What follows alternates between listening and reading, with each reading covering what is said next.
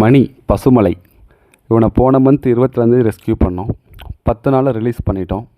இவனுக்கு அந்த மண்டை ஓட்டில் அடிபட்டு புழு வச்சிருச்சுங்க. ஸோ அவனை தூக்கிட்டு போய் ஹாஸ்பிட்டலில் காமிச்சு நல்லா க்ளீன் பண்ணிவிட்டு அடுத்து என்னுடைய வீட்டுக்கு நான் கொண்டு போயிட்டேங்க. ஸோ இவனுக்கு ட்ரீட்மெண்ட் வீட்டிலேருந்து ஆரம்பித்து உடல் நாட்டு ட்ரீட்மெண்ட் அப்டேட்லாம் உங்களுக்கு நான் பண்ணியிருப்பேன்.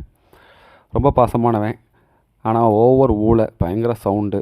அதனால் அவனுக்கு என்னால் இன்னும் 20 நாள் வைக்கலான்னு முயற்சி பண்ணேன், பட் முடியலைங்க. பக்கத்தில் பிரச்சனை ஏறும். ஸோ அதனால் 95% முடிஞ்சு. இது போதுங்க. நான் இவன் கூட பேசுனது வருங்க.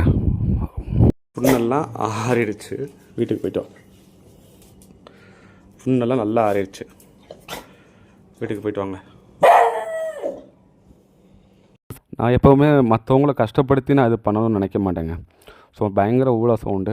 ஸோ இவனுக்கு இதுக்கு மேலே இது டெவலப் ஆகுது அப்படின்னா நான் ஃபர்தராக செல்டரை கூட்டு போய் ட்ரீட்மெண்ட் பார்த்துக்குவேன். பட் நான் ரிலீஸ் பண்ணி 20 days ஆச்சுங்க. நல்லா ஆகிட்டான், நல்லா ரெக்கவர் ஆகிட்டான். ஸோ நல்ல ப்ராப்ளம் கிடையாது. அது அப்டேட்டும் நான் கூட சீக்கிரம் பண்ணிடுவேன். இன்னொன்று, நெக்ஸ்ட் மந்த் வந்து செல்டரில் தான் மார்னிங் 9 to 6 வந்து இருக்க போகிறேன். ஸோ இனி வந்து எனக்கு இந்த வீட்டில் இருக்கிற இஷ்யூ வராதுங்க. நம்ம சமுதாயம் வாழ்கிறதுல நான் இருக்குது.